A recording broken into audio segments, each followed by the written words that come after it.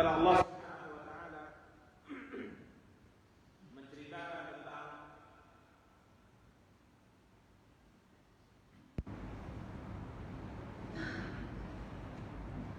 beliau di saat khawatir akan banyak pertanyaan yang akan ditujukan kepadanya karena ia melahirkan seorang anak sedangkan ia tidak memiliki suami. Ya, maka Allah Subhanahu wa taala perintahkan beliau untuk menahan diri. Ya, Allah Subhanahu wa taala perintahkan beliau untuk menahan diri, tidak berbicara dengan siapapun, hanya menjawab dengan isyarat. Begitu juga dengan Nabi Yahya atau Nabi Zakaria alaihi salam, tatkala Allah Subhanahu wa taala berikan kabar gembira kepadanya bahwa ia akan memiliki seorang anak laki-laki, maka ia juga diberitakan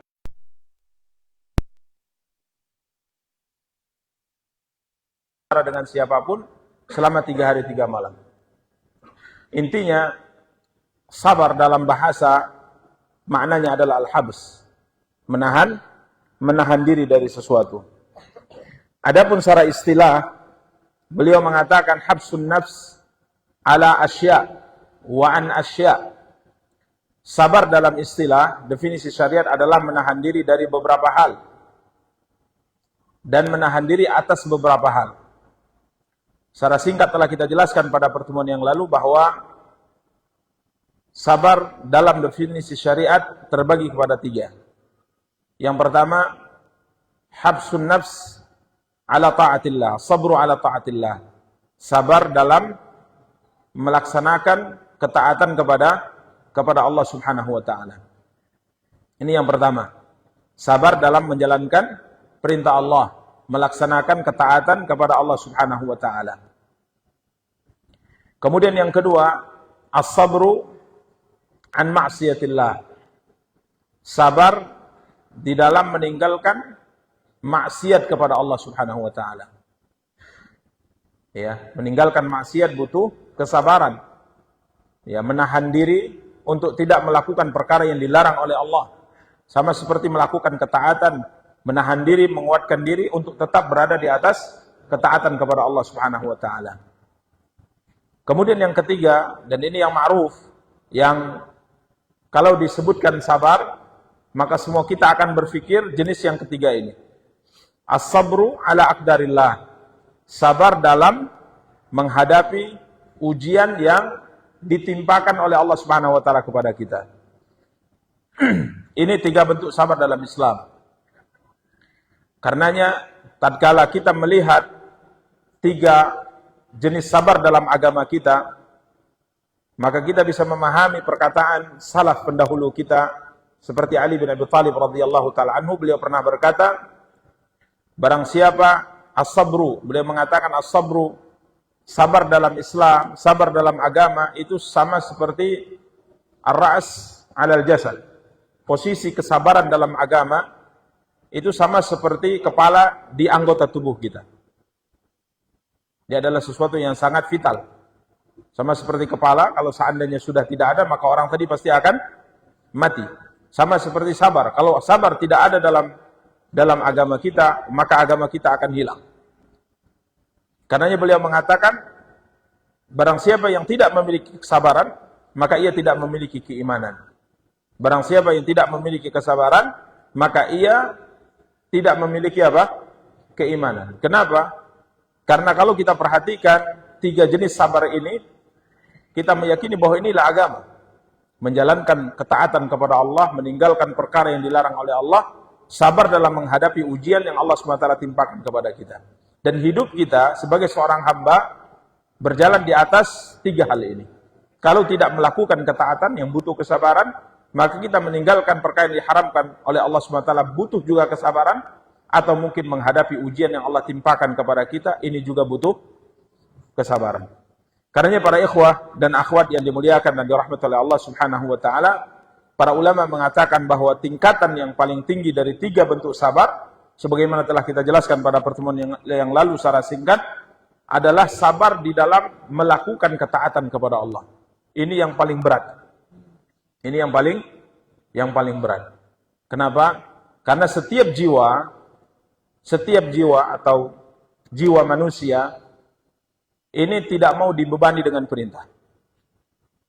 Karenanya Allah SWT selalu menyebutkan bahwa jiwa ini adalah jiwa yang selalu memerintahkan kepada perkara yang buruk. Innan nafsa la'ammaratum bisu'. Jadi untuk istiqamah dalam menjalankan perintah Allah butuh kesabaran. Bahkan kesabaran yang paling sulit. Ya, ini kesabaran yang paling berat. Kemudian pada tingkatan yang kedua, sabar di dalam meninggalkan perkara yang dilarang oleh Allah Subhanahu wa taala. Ini yang tingkatan yang kedua. Ya, tentunya lebih ringan dari yang pertama. Kenapa? Karena kadangkala seorang hamba secara umum perkara-perkara yang diharamkan oleh Allah dia tidak membutuhkannya. Dia tidak membutuhkannya. Mungkin bahasanya tidak selera. Contoh misalnya mengkonsumsi hal-hal yang diharamkan oleh Allah daripada daging-daging binatang-binatang tertentu.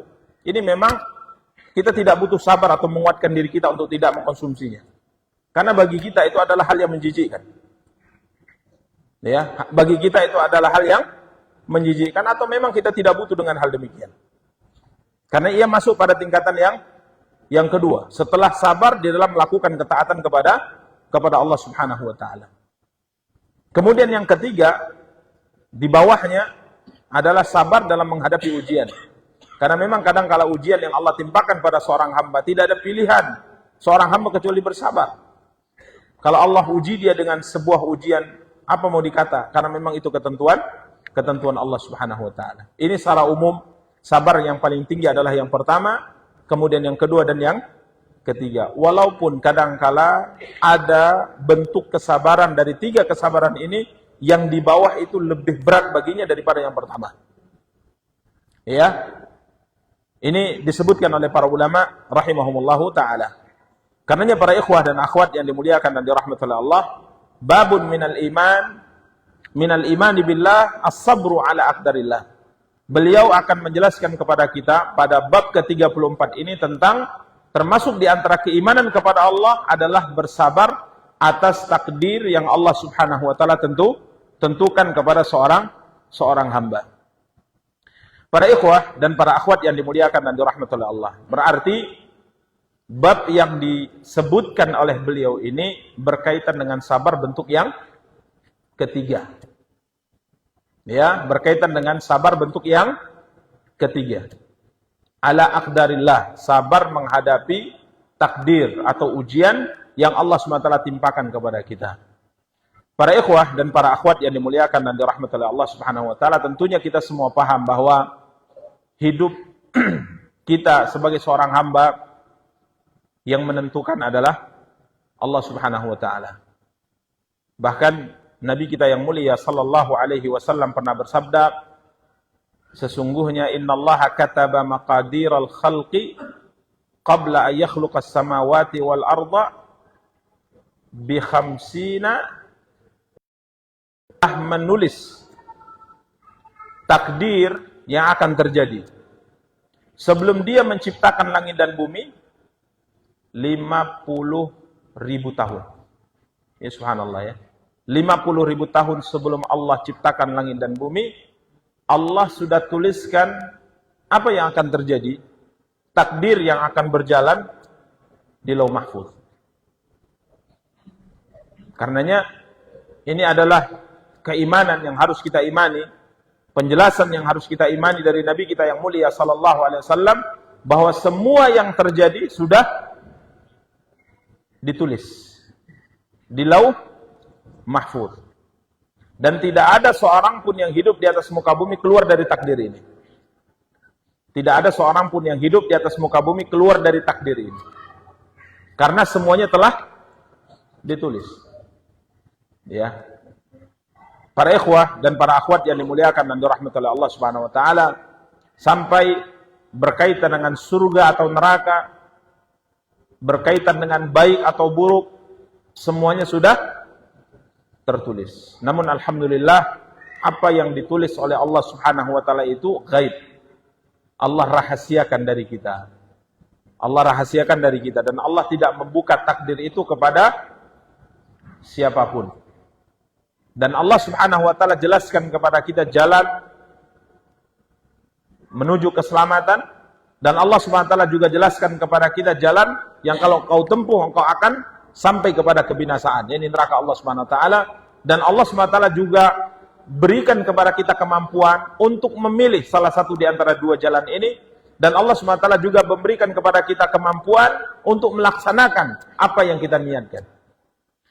Maka para ikhwah dan akhwat yang dimuliakan dan dirahmati Allah, takdir sudah selesai.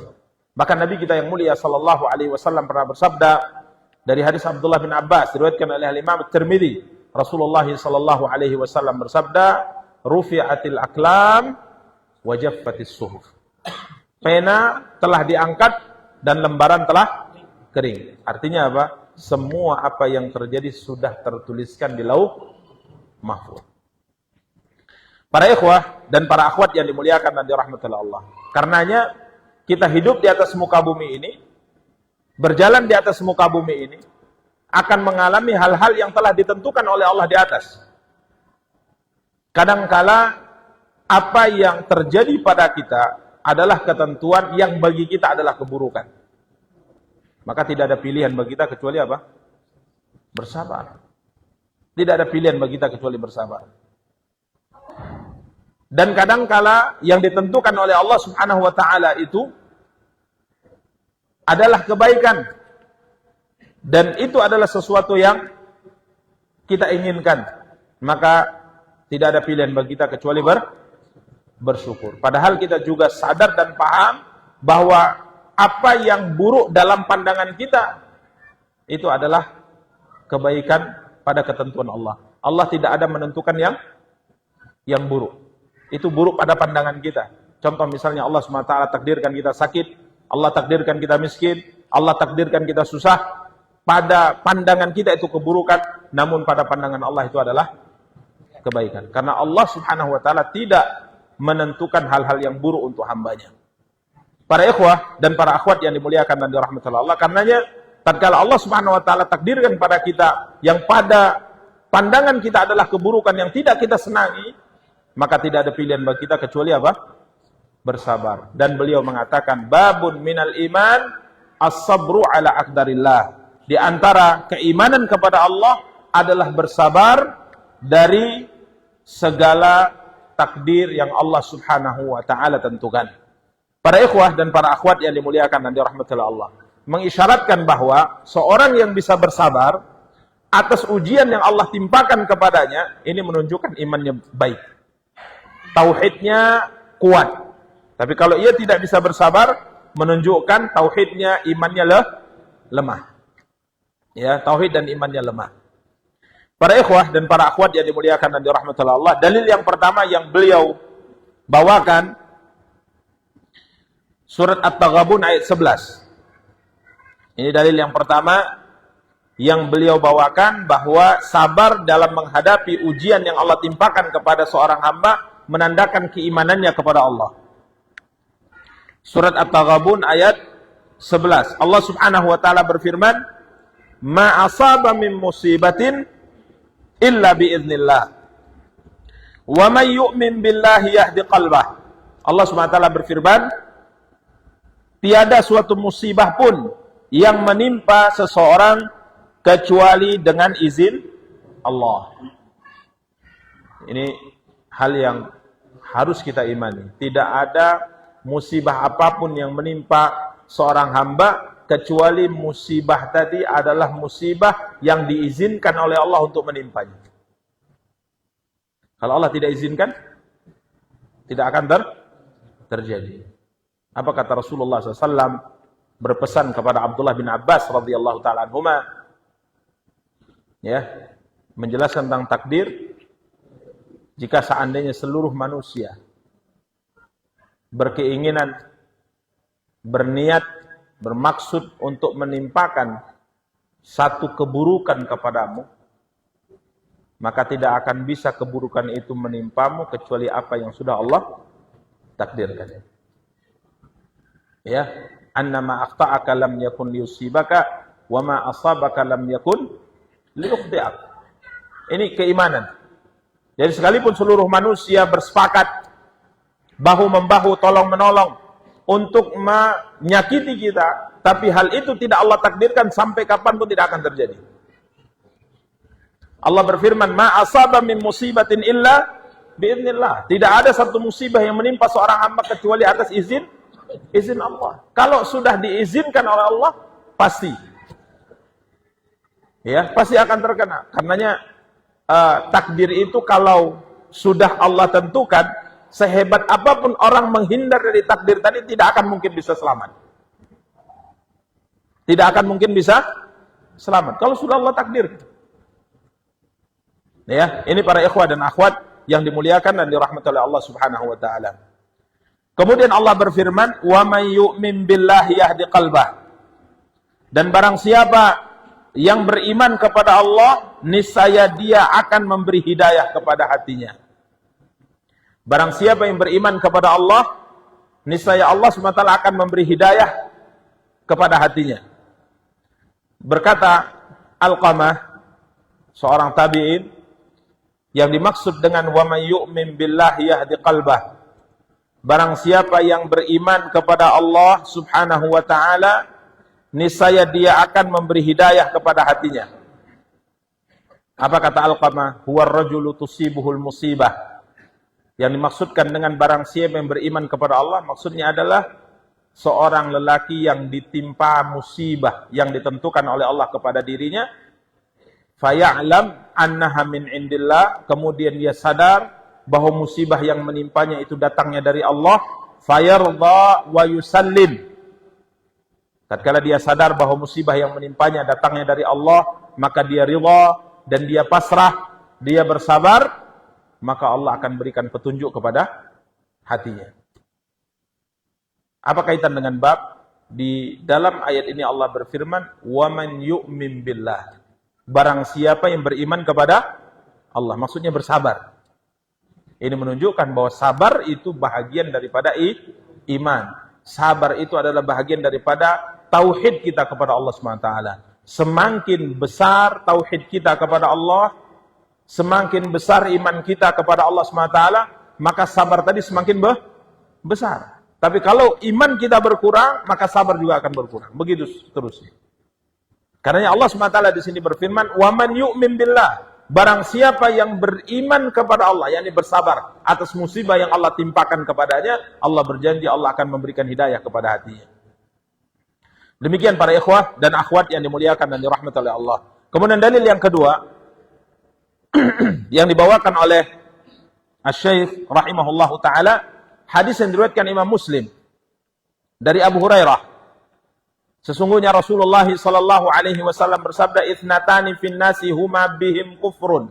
Ada dua perbuatan yang apabila dilakukan oleh manusia, maka dua perbuatan ini menyebabkan kekufuran. Menyebabkan apa? Kekufuran.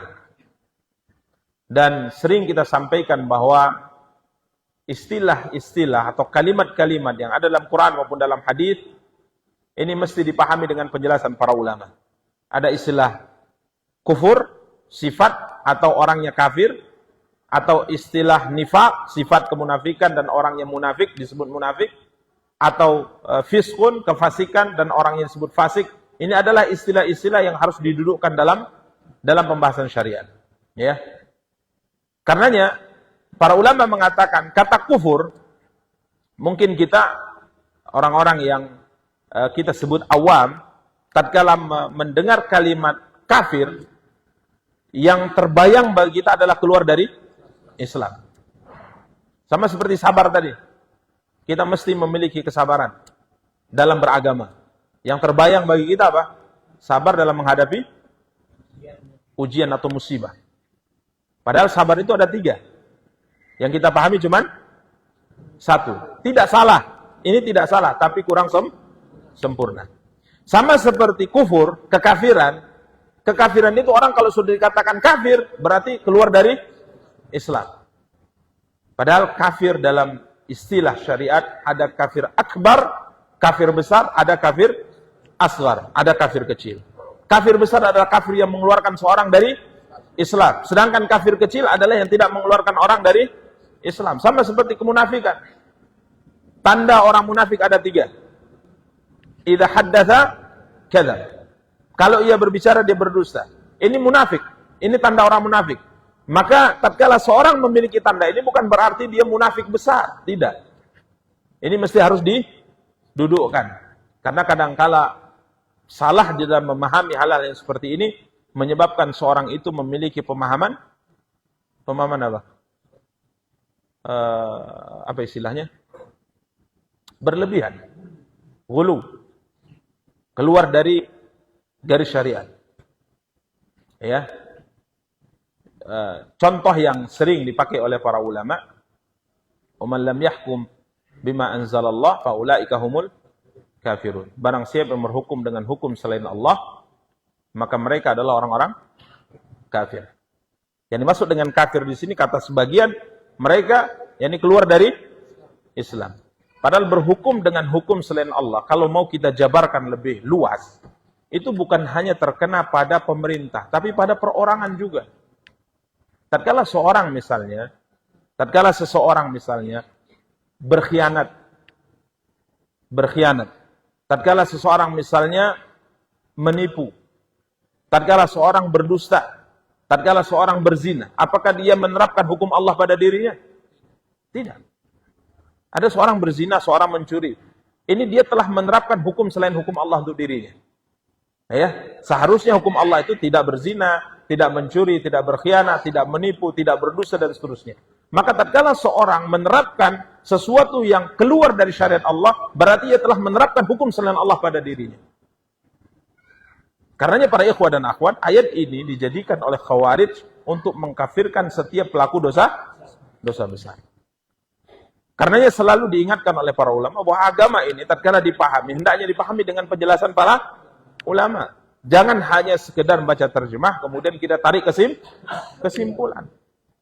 Ya, semoga kesimpulan itu benar. Kalau salah bagaimana? Kalau benar pun kata para ulama bisa salah. Karena cara dalam menarik kesimpulan itu tidak benar. Karenanya di sini Nabi kita yang mulia sallallahu alaihi wasallam bersabda, ada 2 perkara yang dilakukan oleh manusia yang apabila mereka melakukan keduanya, maka menyebabkan mereka terjatuh ke dalam kekafiran. Yang dimaksud dengan kekafiran di sini bukan kafir besar, tapi kafir kecil. Kufrun duna kufrin, kekufuran di bawah kekufuran yang besar. Yang pertama apa? At-ta'nu fin nasab. Yang pertama adalah at-ta'nu fin nasabi. At-ta'n artinya mencela. Mencela nasab, garis keturunan. Ya, mencela garis keturunan. Imma mencelanya atau menafikannya. Imma mencelanya atau menafikannya. Mencela misalnya merendahkan garis keturunan. Ya, merendahkan garis keturunan. Dan ini para ikhwah dan akhwat yang dimuliakan dan dirahmati Allah, mungkin di zaman kita ada, tapi tidak terlalu menonjol atau tidak terlalu terlihat. Tapi di zaman jahiliyah yang namanya mencela keturunan ini luar biasa. Ini luar biasa. Karena ada pasar mereka itu pasar membanggakan kabilah dan nasab mereka.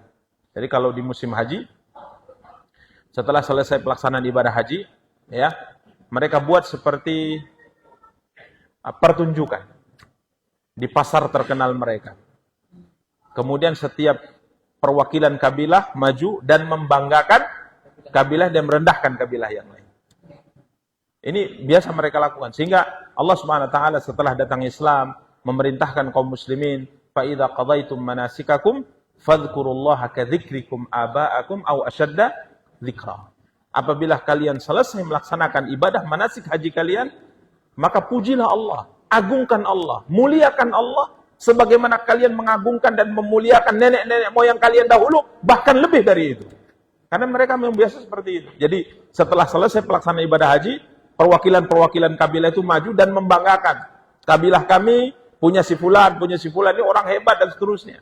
Dan merendahkan kabilah yang lainnya. Ya. Ini hal yang terlihat pada zaman dahulu.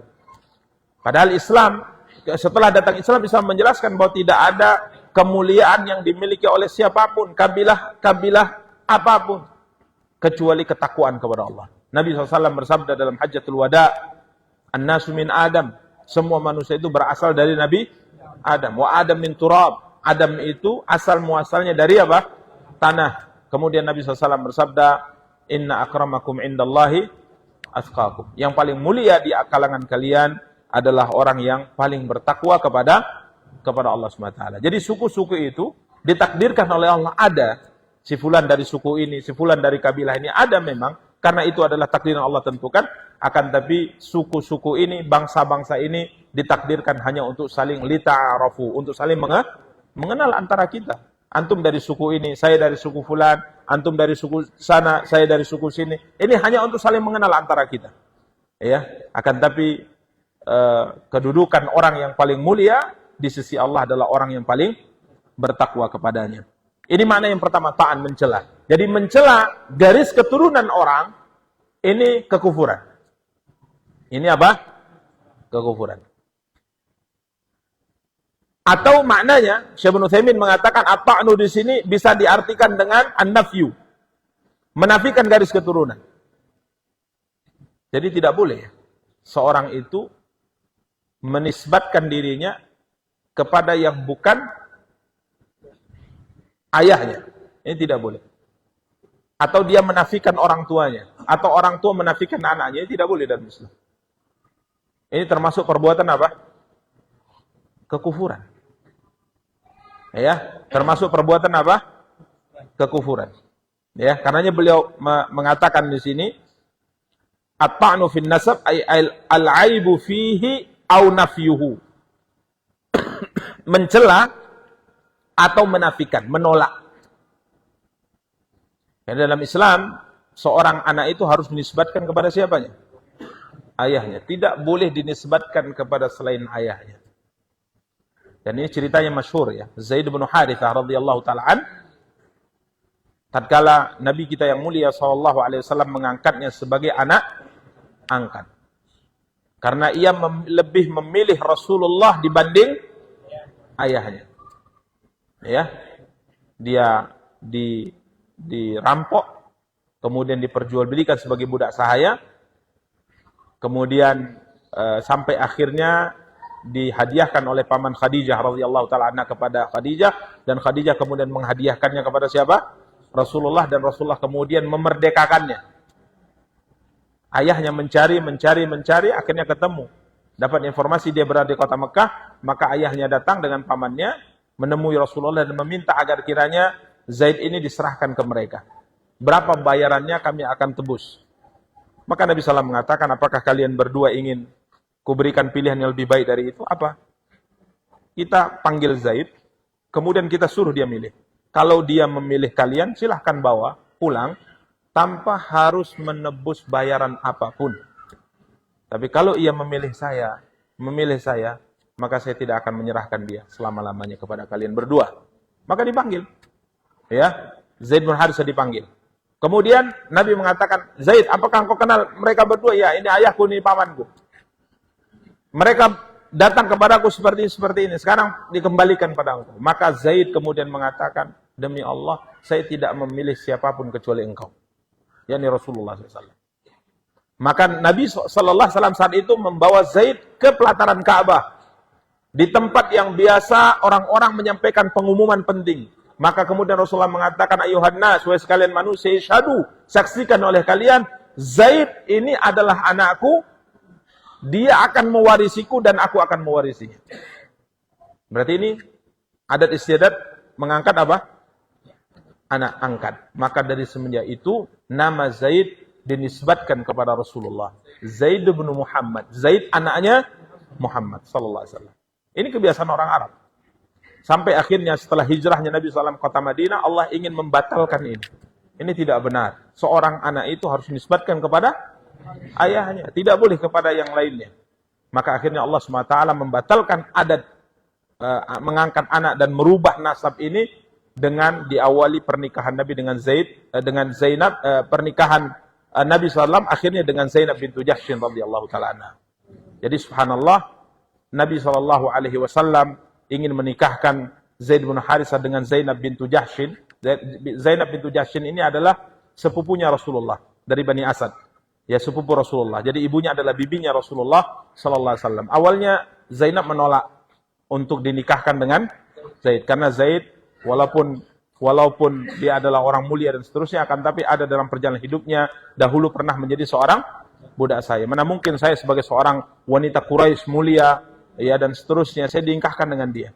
Akan tapi turun firman Allah memerintahkan dia tunduk dan taat kepada keinginan Allah dan Rasulnya. Akhirnya menikah. Pernikahan ini tidak panjang sampai akhirnya terjadilah perceraian. Ya, terjadilah perceraian. Maka subhanallah para ikhwah dan akhwat, setelah perceraian ya, Allah Subhanahu wa taala nikahkan Rasulullah sallallahu alaihi wasallam dengan apa? Dengan Zainab bintu Jahshin, mantan istri dari anak angkat. Dan ini aib sebenarnya. Menikahi menantu ini tidak boleh. Ya, menikahi menantu tidak boleh. Di agama kita ya menantu kalau dari anak kandung kita memang tidak boleh. Tapi ini masalah anak angkat. Dahulu anak angkat dianggap sebagai anak kandung. Maka Allah batalkan kebiasaan ini dan Allah katakan, "Falamma qada Zaidun minha watara, zawwajnakaha likai la yakuna 'alal mu'minina harajun fi azwaji adiyaihim idza qadaw minhunna watara." Setelah Zaid menyelesaikan hajat kebutuhannya dan menceraikan Zainab, selesai masa iddahnya, maka kami nikahkan engkau dengan Zainab. Maka subhanallah, para ikhwah dan akhwat yang dimuliakan dan dirahmati Allah, pernikahan Nabi dengan Zainab tanpa wali. Tanpa wali. Maka tatkala turun ayat ini, karena ayatnya, zawwajnakaha, kami nikahkan engkau. Jadi menikahkan siapa? Allah SWT. Maka Nabi langsung masuk. Ya, tapi itu tidak berlaku bagi kita. Ya. Jangan pula antum, wah tadi saya dinikahkan malam ini Ustaz. Langsung untuk ketemu. Ya. Tidak ada, ya tidak boleh. Ini kekhususan Allah yang Allah berikan kepada siapa? Nabi kita yang mulia sallallahu alaihi wasallam. Ya, ini para ikhwah dan akhwat yang dimuliakan dan dirahmati Allah. Jadi pada awalnya Zainab, tatkala Zaid menyampaikan engkau dipinang oleh Rasulullah, dia mengatakan kalau demikian saya ingin istikharah dulu. Saya ingin istikharah dulu. Jadi selesai beliau sedang bekerja, disampaikan oleh Zaid bahwa Rasulullah SAW meminangmu, dia katakan saya ingin istikharah dulu kepada Allah. Enggak lama kemudian Nabi langsung datang karena turun ayat kami nikahkan engkau. Karenanya Zainab berkata kepada semua istri-istri Rasulullah, silahkan kalian berbangga dengan apa yang kalian miliki. Kalian ini semua dinikahkan kepada suami kita Rasulullah oleh bapak-bapak kalian, wali-wali kalian kecuali aku. Aku yang menikahkanku dengan suami kita Muhammad SAW adalah Allah dari atas langit ketujuh. Ya, jadi nikahnya Allah yang menikahkan. Ini subhanallah para ikhwah dan para akhwat yang dimuliakan dan dirahmati oleh Allah Subhanahu wa taala. Ini yang pertama, ta'nu fin nasab. Jadi bisa berarti mencela, bisa berarti menafikan. Baik, insyaallah yang kedua kita akan lanjutkan pada pertemuan yang akan datang, an-niyahah 'alal mayyit, meratapi seorang mayit, meratap. Ya insyaallah akan kita jelaskan ya pada pertemuan yang akan datang bagaimana meratap yang dilarang dalam Islam, bagaimana kebiasaan orang-orang jahiliyah dahulu. InsyaAllah akan kita jelaskan pada pertemuan yang akan datang. Kita cukupkan wa sallallahu ala nabiyina Muhammad wa ala alihi wa sahbihi wa tabi'in. Subhanakallahumma bihamdik. Asyhadu an la ilaha illa anta astaghfiruka wa atubu ilaik. Wassalamualaikum warahmatullahi wabarakatuh.